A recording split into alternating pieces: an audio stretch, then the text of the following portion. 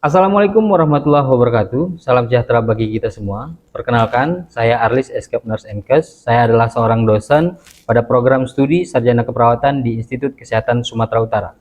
Pada kesempatan ini saya akan memaparkan mata kuliah yang saya ampu, yaitu proses keperawatan dan berpikir kritis. Mata kuliah ini memiliki bobot yaitu sebesar 3 SKS dan berada pada semester 1. Mata kuliah ini akan membahas tentang konsep berpikir kritis dalam perawatan dan proses keperawatan dengan penekatan pada proses diagnosis keperawatan. Adapun capaian pembelajaran pada mata kuliah yang saya ampu ini adalah nantinya mahasiswa akan mampu menerapkan konsep berpikir kritis dalam keperawatan dan mampu menerapkan proses keperawatan termasuk proses diagnosis dalam menegakkan diagnosis keperawatan yang sesuai dengan kasus. Materi perkuliahan yang akan saya sampaikan pada mata kuliah ini meliputi yang pertama, berpikir kritis dalam keperawatan, komponen-komponen dalam proses keperawatan, membandingkan terminologi berpikir kritis, clinical adjustment. Yang kedua, tahapan-tahapan proses penyelesaian masalah, tahapan-tahapan yang digunakan untuk membuat keputusan, identifikasi langkah-langkah untuk meningkatkan keterampilan klinis. Yang ketiga, mengaplikasikan proses berpikir kritis pada masalah kehidupan nyata, mendiskusikan penggunaan berpikir kritis dalam keperawatan. Yang keempat, menjelaskan prinsip-prinsip prioritas untuk asuhan keperawatan. Yang kelima, keputusan klinis, problem solving, critical thinking, clinical adjustment, dan clinical decision making. Yang keenam, persepsi membuat keputusan klinis, matrik model, berpikir kreatif untuk bekerja dalam sistem yang holistik, belajar seumur hidup dalam membuat keputusan, memprioritaskan keputusan selama perjalanan pengobatan pasien, merefleksikan pada adjustment dan keputusan dalam supervisi klinis. Yang ketujuh, proses keperawatan. Yang kedelapan, pengkajian keperawatan. Yang kesembilan, pengumpulan data, analisa data, perumusan masalah, serta pengambilan keputusan. Yang ke-10, komponen diagnosa keperawatan berdasarkan Nanda dan Nock. Yang ke-11, SDKI, SLKI, SIKI. Yang ke-12, intervensi keperawatan. Yang ke-13, implementasi keperawatan. Dan yang ke-14 adalah evaluasi keperawatan, dokumentasi keperawatan, serta aplikasi asuhan keperawatan. Dalam proses pembelajaran, saya akan menerapkan prinsip-prinsip DIA, Delivery, Interaction, dan Assessment, di mana delivery saya melakukan penyampaian materi dengan menggunakan media pembelajaran, yaitu berupa PowerPoint, video pembelajaran, dan modul, serta memberikan rencana pembelajaran atau RPS pada awal perkuliahan, yaitu saya akan memberikannya pada saat melakukan kontrak perkuliahan kepada mahasiswa yang dilaksanakan secara tatap muka. Interaction, saya menggunakan pembelajaran langsung atau bisa kita direct interaction. Dosen memberikan informasi langsung kepada mahasiswa, di mana metode pembelajaran yang saya gunakan pada mata kuliah ini adalah metode ceramah dan small group discussion. Assessment. Pada assessment yang saya lakukan yaitu berupa memberikan penilaian melalui tugas individu dan tugas kelompok dengan memberikan persen penilaian yaitu sebesar 40%, ujian tengah semester sebesar 30%, serta ujian akhir semester saya berikan 30%. Dan hasil pembelajaran ini saya beritahukan kepada mahasiswa pada awal perkuliahan, di mana saya letakkan di dalam kontrak perkuliahan antara saya sebagai dosen dengan mahasiswa, agar penilaian tersebut bersifat adil dan transparan. Berikut saya paparkan cuplikan video pengajaran yang saya ampu. Selamat menyaksikan dan terima kasih.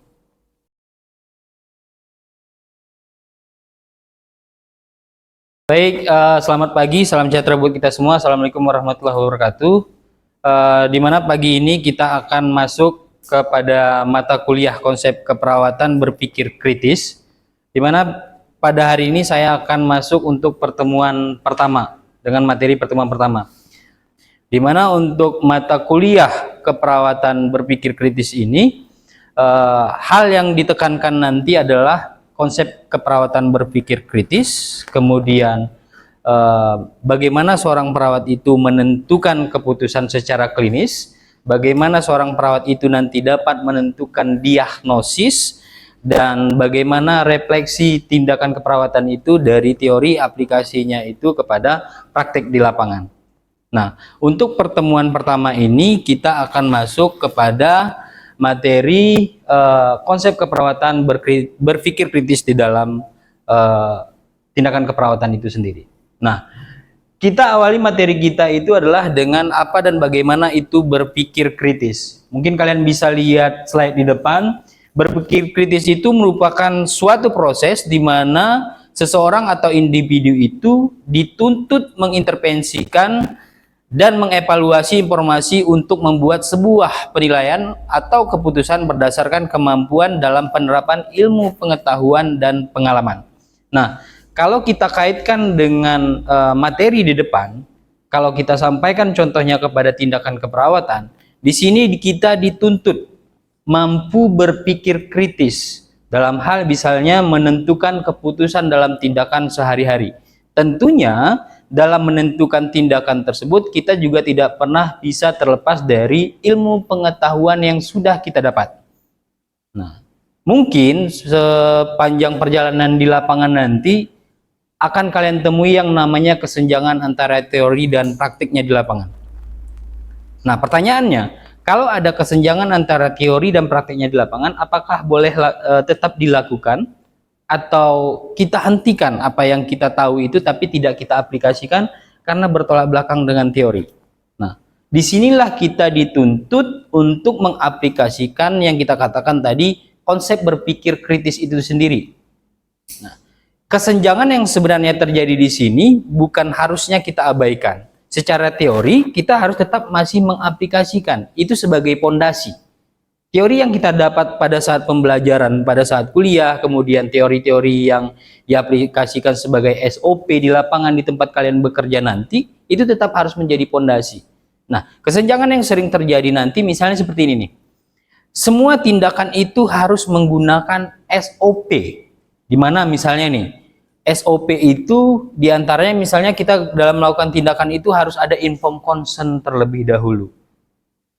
Harus ada A, B, C, D, E terlebih dahulu. Cuman fokus dari tindakan yang harus kalian berikan itu sebenarnya poinnya tidak di situ. Nah, itu kita aplikasikan kalau memang memungkinkan. Yang saya maksud ini misalnya saya contohkan seperti ini deh.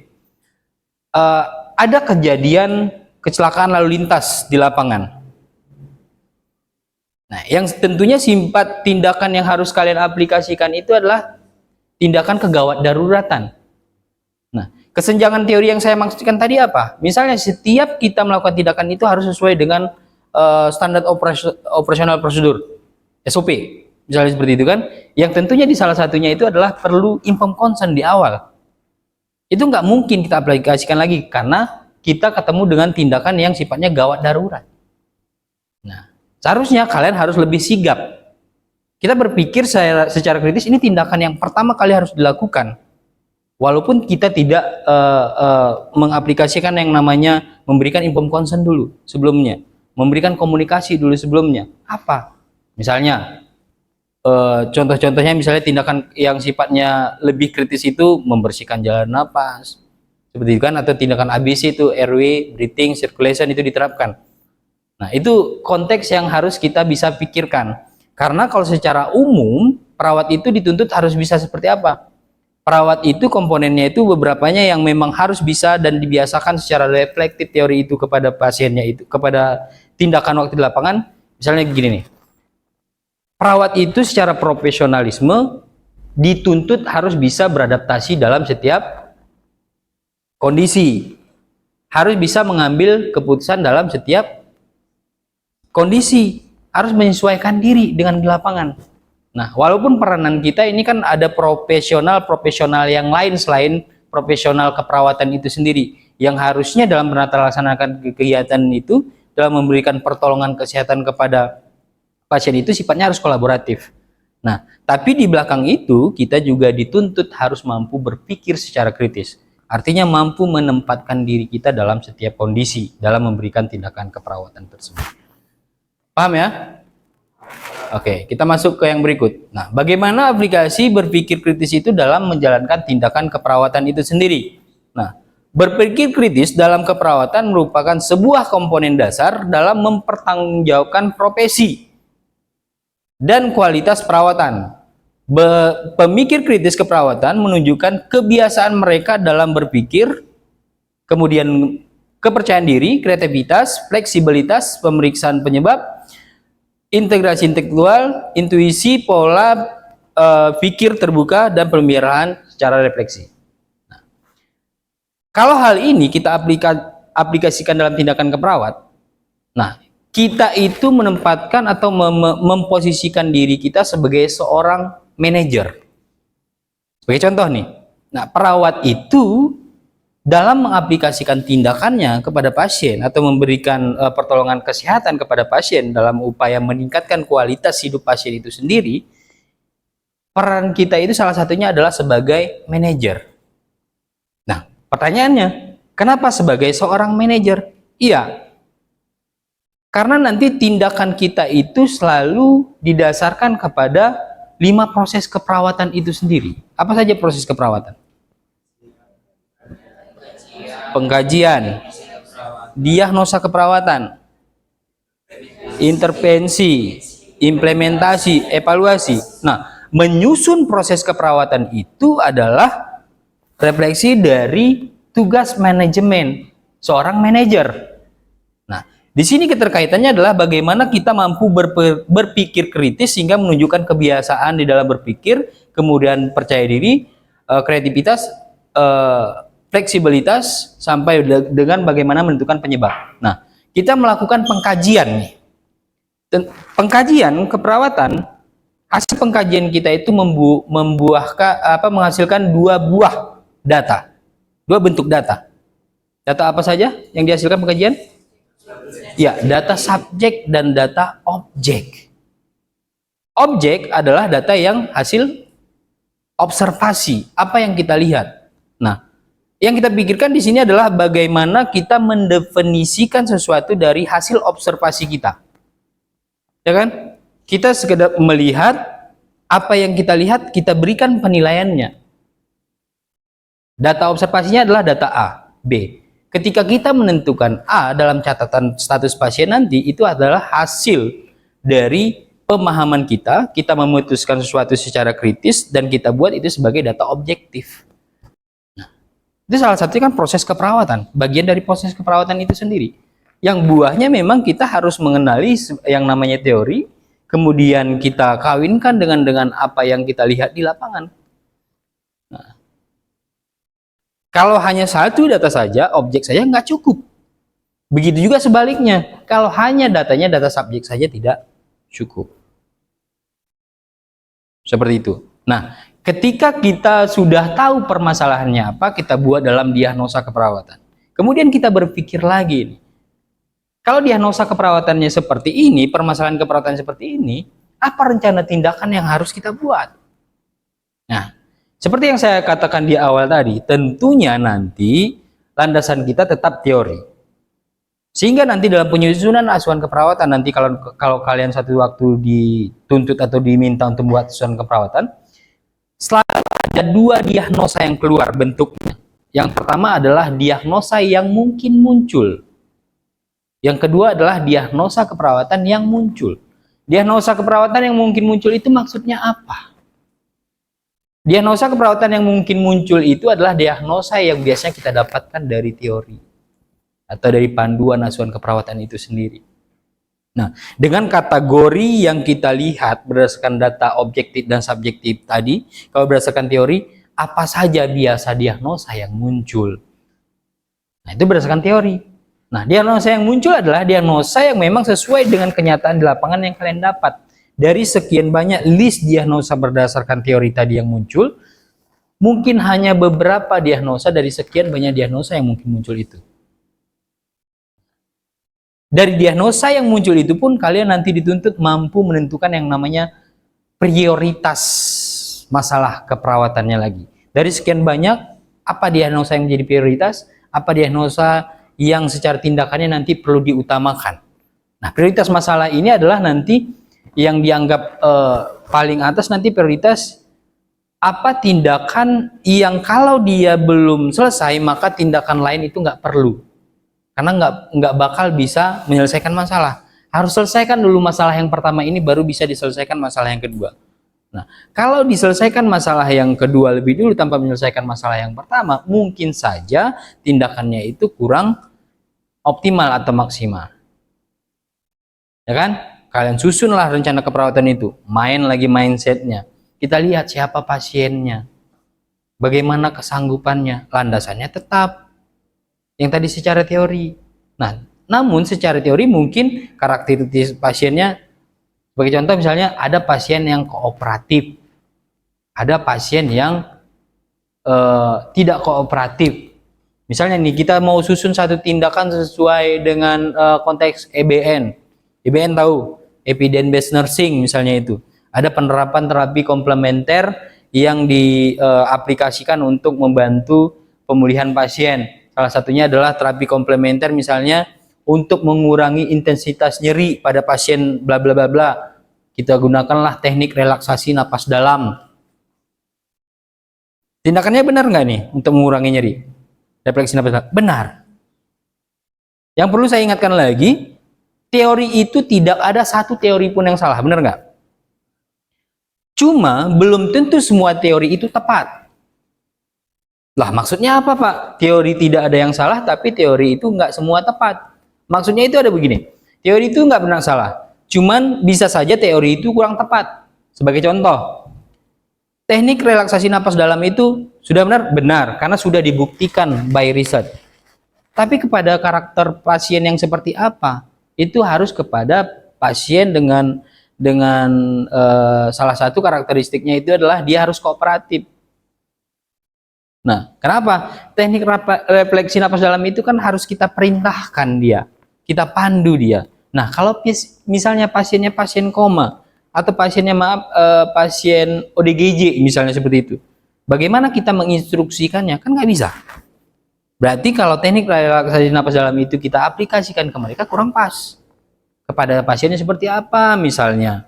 Misalnya kepada pasien kecelakaan lalu lintas. Pada saat itu yang bermasalah adalah kakinya, cuman nyerinya cukup tinggi seperti itu. Masih bisa kita aplikasikan? Masih, karena kita masih bisa komunikasi misalnya sama dia. Kita ajarkan bagaimana teknik relaksasi napas dalam. Itu yang maksudnya kita perlu juga menjadi berpikir sebagai seorang manajer tadi. Penempatan, penentuan, penyusunan intervensi. Tidak semua teori itu bisa diaplikasikan kepada semua karakter pasien. Kita lihat apa yang cocok. Kan seperti itu. Atau, jadi Pak, kalau misalnya kepada pasien yang kooperatif, komplementernya bisa tuh teknik relaksasi napas dalam. Kalau pasien yang nggak kooperatif seperti apa? Coba kita pilihkan. Kalian bisa lihat lagi dari sekian banyak list yang seperti yang saya sebutkan tadi. Tetap apapun tindakan kita itu adalah landasannya teori. Nah, misalnya nih ada tindakan miring kanan, miring kiri misalnya. Kenapa harus miring kanan, miring kiri? Kita harus bisa memposisikan pasien itu kepada posisi yang paling nyaman. Misalnya posisi yang jangan memberikan luka tekanan pada luka yang kita anggap punya ini ya, yang bisa menyebabkan nyeri itu menjadi lebih nyeri seperti itu. Kita posisikan. Nah, banyak tindakannya. Makanya di situ dituntut kita mampu berpikir kritis. Sejauh ini paham ya? Nah, ya. Mungkin sejauh pemaparan saya secara konteks untuk pertemuan pertama ini saya sampai di sini saja.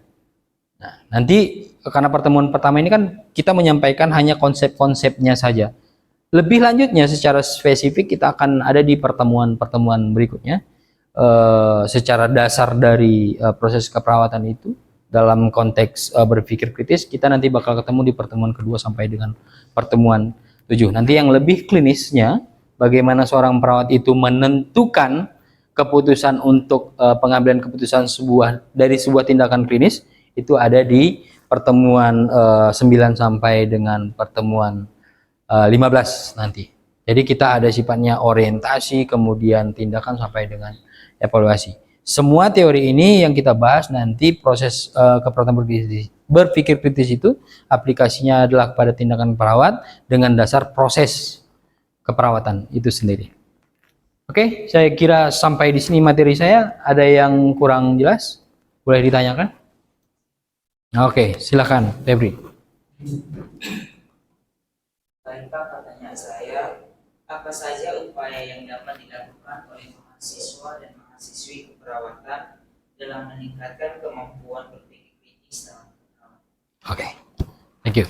Nah, jadi gini ya, menariknya kurikulum kita sekarang, kita itu sudah tidak hanya fokus kepada bagaimana nanti seorang perawat itu benar-benar hanya jadi seorang perawat saja.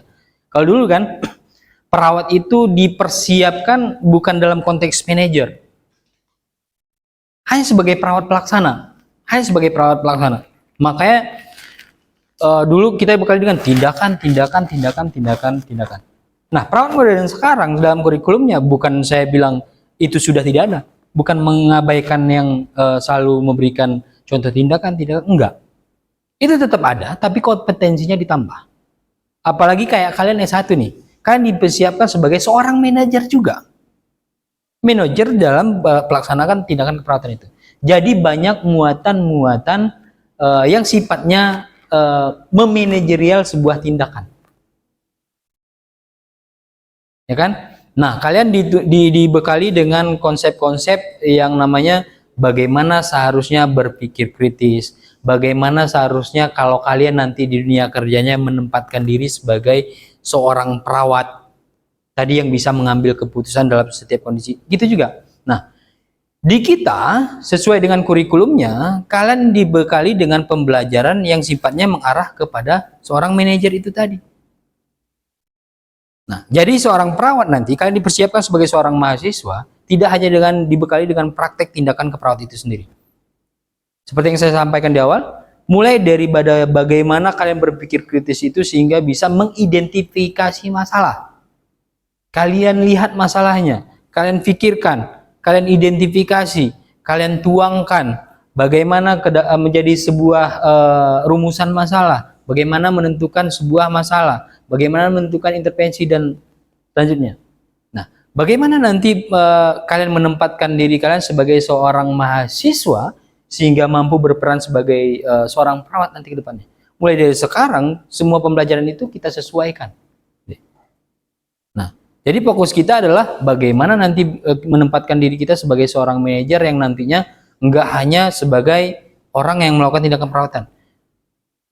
Sebagai contoh nih, kalau pembelajaran yang bisa kita sesuaikan sekarang, yang kemari-kemarinya sudah mulai berkembang apa yang bisa dilakukan sebagai seorang perawat modern. Misalnya program discharge planning. Discharge planning itu misalnya kan bagaimana mempersiapkan pemulangan pasien. Bagaimana seorang perawat itu ada mulai dari pasien masuk sampai dengan pasien pulang nanti. Nah, itu nanti kalian akan kami tempatkan tuh untuk semester-semester berikutnya ada praktek di lapangan sampai dengan kalau kalian lanjut profesi nanti bagaimana aplikasi yang kalian sampaikan sekarang itu bisa kalian aplikasikan di situ. Mempersiapkan pasien pulang itu tindakannya mulai dari pasien masuk sampai dengan pasien keluar itu, ya kan? Kalian bekali dengan edukasi. Edukasi. Setiap hari, setiap momen, setiap kesempatan kalian harus bekali dengan komunikasi. Harus kalian sesuaikan dengan edukasi. Nah, peran kalian sebagai seorang mahasiswa sekarang, minimal kalau kalian belum matang pun di bagaimana melakukan tindakan itu, kalian bisa ambil peran di situ. Mengedukasi pasien. Mengedukasi pasien ini kalau yang secara konteksnya itu harus kalian siapkan yang namanya rancangan untuk memberikan penyuluhan itu tadi, SAP, satuan ajar penyuluhan. Nah, itu kalau secara konteksnya. Tapi kalau kalian ketemu di lapangan selain secara konteks itu, apapun tindakan, apapun pergerakan kalian, baik itu verbal maupun non verbal, itu selalu akan dijadikan terapi. Nah, perawat itu uniknya seperti itu. Makanya kita semboyan gitu mungkin sama dengan yang lain. Senyum, sapa, sentuh, itu adalah obat. Kalian nggak ngomong apa-apa, tapi secara body language kalian itu dianggap menerima keberadaan pasien, itu sudah menjadi terapi. Nah, kalau kembali ke bagaimana menempatkan seorang mahasiswa dalam perannya sebagai seorang perawat, kita mulai dari hal-hal yang sederhana itu. Mungkin sebagai seorang mahasiswa kan kita belum bisa terlalu benar-benar menguasai, karena prakteknya juga masih sangat minim. Kita mulai dari hal-hal seperti itu yang perlu kalian mengerti dulu, memberikan edukasi. Silahkan sebagai contoh nanti kepada teman sejawat bisa. Nah, karena di sini pun misalnya nih, kayak ini, kalian kuliah dari pagi sampai sore, tentunya bakal mengganggu, memberikan hal yang kurang nyaman. Bisa saling mengaplikasikan nih, memberikan edukasi, memberikan penerimaan. Nah, jadi penempatan mahasiswa, bagaimana kontribusi mahasiswa pada tindakan keperawatan, ya mulai dari hal-hal yang sesederhana itu mungkin, ya. Yang berikutnya mungkin ada lagi, satu orang lagi lah. Oke, silakan. Jadi pertanyaan saya, Pak, apa tindakan yang bisa kita lakukan ketika kita menghadapi pasien yang tidak patuh terhadap rencana perawatan? Oke, terima kasih. Mungkin begini, apa tindakan kita sebagai seorang perawat, ya, sebagai seorang perawat ketika ada pasien yang kita temui di lapangan nggak patuh nih ikut apa yang kita sarankan? Ada yang bisa jawab nggak? Itu berpikir kritis itu. Nggak mungkin juga kalau ibu nggak mau patuh pulang, kan nggak mungkin juga. Mungkin itu kurang lebih seperti itu. Yang disampaikan PB tadi saya rasa cukup mewakili. Namun saya lengkapi lah seperti ini. Nah, ada nanti satu waktu, benar seperti yang dikatakan temannya tadi, ada kita ini kan memberikan pertolongan pada mahasiswa, kepada pasien. Tapi pasien itu seolah-olah nggak butuh sama kita, jadi dia nggak mau mendengarkan apa yang kita perintahkan. Nah, kita coba dulu nih, kuasai kelas. Kuasai kelas itu maksudnya kondisikan lingkungannya. Mungkin karena dia ngerasa sakit sehingga dia mengabaikan apapun gitu, atau mungkin dia nggak senang dengan situasi ruangan sehingga dia mengabaikan siapapun. Ya kita lihat dulu situasi kondisinya, kamu harus identifikasi dulu. Oh, sekarang kalau situasinya seperti itu, kita tarik dulu. Nah, kasih kesempatan dia sendiri dulu. Atau kita sampaikan ke keluarga. Ya kan, kolaborasi lah kita sama keluarga. Ya. Oke, ada lagi?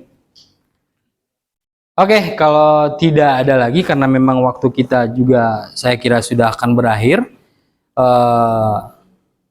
Kita akan ketemu untuk pertemuan berikutnya dengan materi yang ada. Nanti saya akan kirimkan melalui Siven saya materi. Jadi 2 hari sebelum ini boleh kalian ulas dulu. Jadi nanti ada sebelum pertemuan kita akan lakukan prates lagi, ya, pretest. Jadi supaya lebih memperkaya hasanah, hal-hal yang bisa kita sampaikan di perkuliahan itu lebih kooperatif lagi. Kalau ini tadi kenapa saya nggak berikan pretest, karena memang ini pertemuan pertama. Jadi saya hanya membekali kalian untuk materi ini akan dilanjutkan ke materi berikutnya. Untuk materi pertemuan 2 sesuai dengan kontrak yang sudah kita buat ada di RPS. Mungkin itu saja pertemuan kita hari ini. Lebih dan kurang saya mohon maaf. Saya akhiri. Selamat pagi, salam sejahtera buat kita semua. Assalamualaikum warahmatullahi wabarakatuh.